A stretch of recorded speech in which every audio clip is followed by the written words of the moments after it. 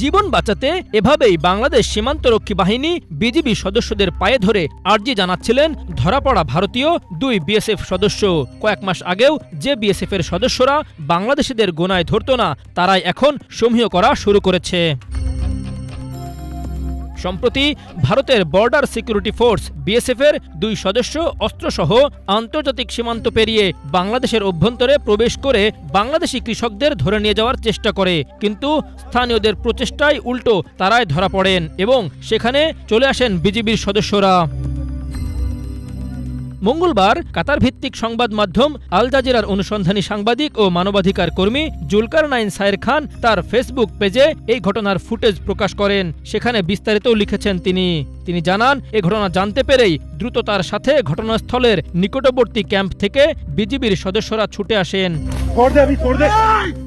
সায়ের জানান, সাধারণ জনতা ও বিজিবি সদস্যরা এভাবেই অস্ত্রসহ ধরে ফেলে 2 BSF জওয়ানকে।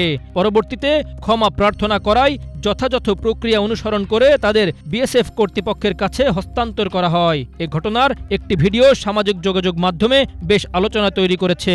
5 August fascist Sheikh Hasina পালানোর পর থেকে ভারতের চোখে চোখ রেখে কথা বলছে বাংলাদেশ সীমান্তরক্ষী বাহিনী। কোন সীমান্তে আন্তর্জাতিক আইন লঙ্ঘন করে বাঁধ ও কাঁটাতারের বেড়া নির্মাণ করতে চেয়েছিল বিএসএফ, কিন্তু বিজিবির বাধায় তা করতে পারেনি।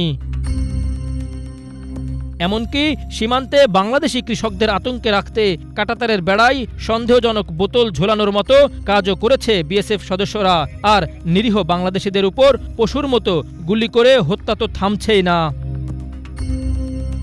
অন্যদিকে পাকিস্তান ও চীন সীমান্তে চরম চাপের মুখে রয়েছে ভারতীয় বাহিনীর সদস্যরা। বিএসএফ সদস্যদের প্রতি তীব্র ক্ষোভ ঢালছেন নেটিজেনরা। তবে এই মুহূর্তে 2 বিএসএফ সদস্যকে ক্ষমা করে তাদের দেশে ফিরিয়ে দিয়ে মানবিকতার অনন্য দৃষ্টান্ত স্থাপন করেছে border guard Bangladesh. Aktaruzzaman, Bangla vision, Dhaka.